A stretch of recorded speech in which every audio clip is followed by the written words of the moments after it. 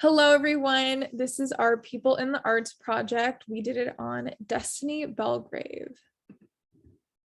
So this is a brief rundown of what we're going to talk about today. So first, we're going to go into our identities and then the identity of our artists. We're going to go into the medium she chooses, her background, and some of her artwork. Then we're going to introduce some of her prominent artwork and the themes that she expresses. Then we'll go into each of our formal critiques mixed with how we all felt as viewers of her artwork, then go into the goals and how she's able to express them, and finally talk about how we relate to her artwork. So I'm Madison Pellerin. I go by she, her pronouns. I'm Mexican American. I'm a Scorpio sun, a Virgo rising, and a Libra moon. My name is Jessica Baez. I also go by she, her pronouns. I am Mexican American, a Leo sun, Pisces moon, and Scorpio rising. And I'm Diana Navarro. My pronouns are she, her. I'm Mexican American as well. I'm a Sagittarius sun, Capricorn moon, and Taurus rising. And this is our artist, Destiny Belgrave. She identifies as a 26-year-old Bajan African-American woman. She's a Gemini sun, a Scorpio rising, and a Capricorn moon, and she was born and raised in Brooklyn, New York. So a description of her artwork. The discipline is visual art. The medium is mixed media, primarily uses paper to create little paper cuts. And then her background, she's been creating art since she was a child. So she attended the Maryland Institute of College of Art, and where she graduated in 2018 with a BFA in General Fine Arts with a concentration in painting. So now we're going to watch a brief clip of an interview she did discussing how her artwork has evolved from college to now. I saw your work, which were the paper cuts at the grad show at MICA in 2018.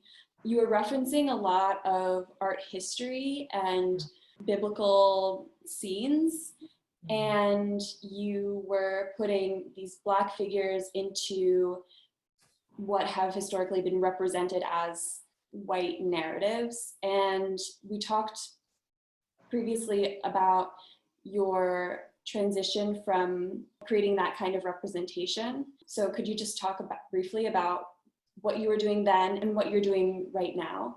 So in college, I was making, towards the end of my academic career, I was making these retribution-esque pieces in which they're just a commentary on Christianity and whiteness and their effects on Blackness, and having Black figures sort of take up those roles and claim those spaces as their own. And so as I progressed and left college, I just didn't feel it in my heart to make work like that anymore. And so I decided to create work that dealt with Blackness without the lens of whiteness. I wanted to create my own narratives. I wanted to create my own spaces.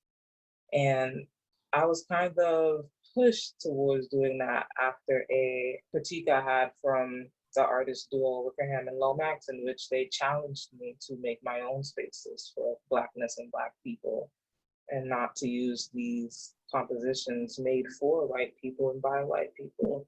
And so I took that advice. At first, I didn't want it, but I'm really glad they told me that, and they really, gave me that information. So now I'm making work about my family, my culture, ancestry, work that feels much more authentic to myself, and work that makes me feel really warm and happy. So.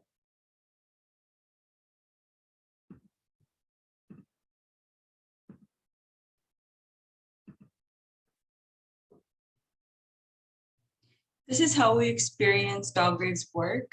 We were able to experience her work through her website, where she proudly displays her work. And in person, Belgrave has art exhibits and showcases that have been seen in New York, Baltimore, and even South Korea. Her solo shows are featured in New York City, and she also has more work posted on her website about this. This is a page of Belgrave's website. On the right-hand side, you can see it's a kind of welcome letter to your audience. And then on the left, it talks about the themes that you'll see inside the work, and some include spirit, ancestry, and nature. Some of her significant work includes Pride in Industry, we see on the left, A Surprise, a Gift, a Novice, Bakers Create Something Beautiful in the middle. And then on the right-hand side, we see Before the Work Began. And as we can see, some of the themes include family and the people in her life. And this is a close-up of Before the Work Began, as we could see how she uses paper to kind of give all this little details in her pictures.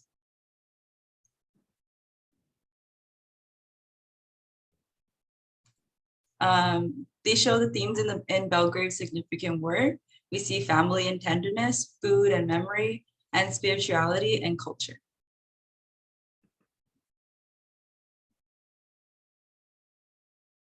So I'm going to start us off with the critiques we all had when we were looking for an artist to do this project on. I was really drawn by Bellwork's work because of the brightness of the colors she uses and the contrast between the darkness as well. I also really love the intimacy shown in her pictures, and after the christening, the tenderness, also in Daddy in the middle, and then baking the little wafers waiting for what's to come.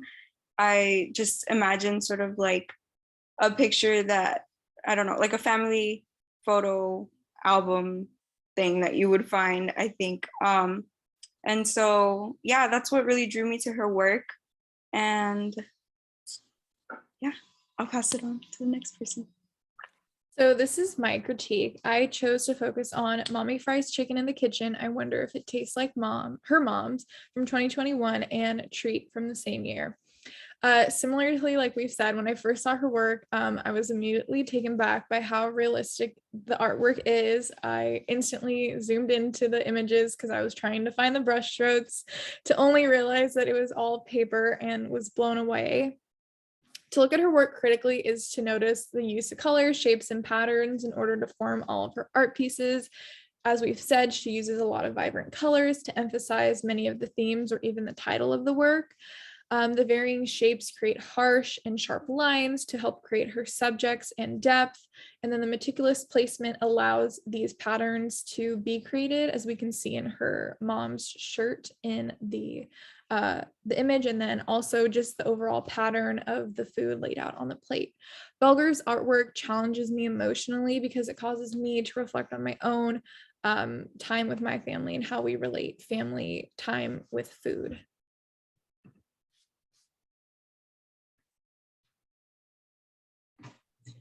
So my experience with the work was as if I was part of Belgrave's life and family.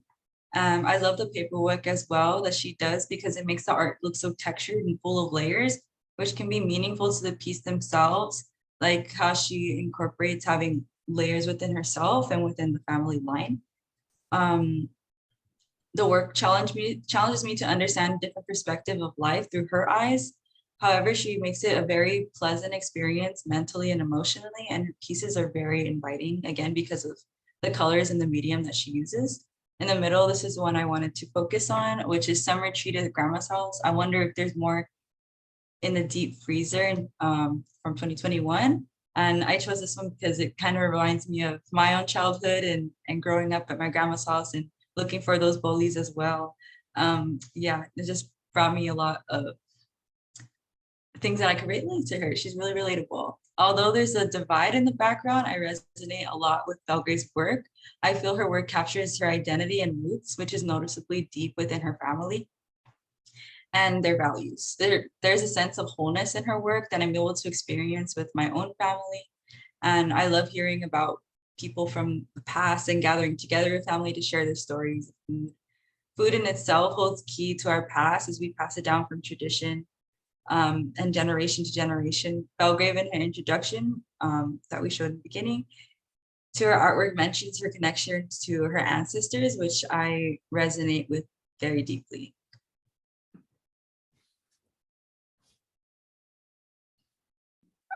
So how does she achieve her goals? As we saw in the clip shown, one of her goals is to be just authentic to herself and create that space of representation for her culture. And I think she does a great job of doing this by making her culture the centerpiece of, or the subject of most, if not all of her work.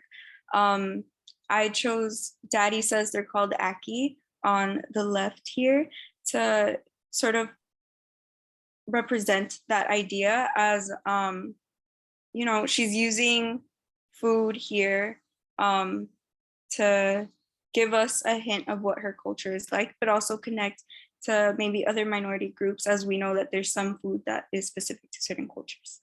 I also would say that because she uses such bright colors and dark ones as well, it does catch our eyes and demand that space for representation. So we are looking at the work that she's making.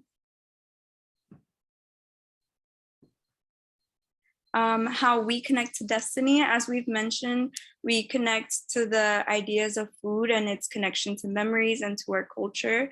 We also connect in that we value our families and love that idea of sharing stories in the interest of ancestry as well, that we see in a lot of her work. Yeah, and all, I think those are the things that sort of made her work relatable to us. Yeah. Thank you all for watching our presentation. Hope you like and enjoyed our artist as much as we did. These are the resources used.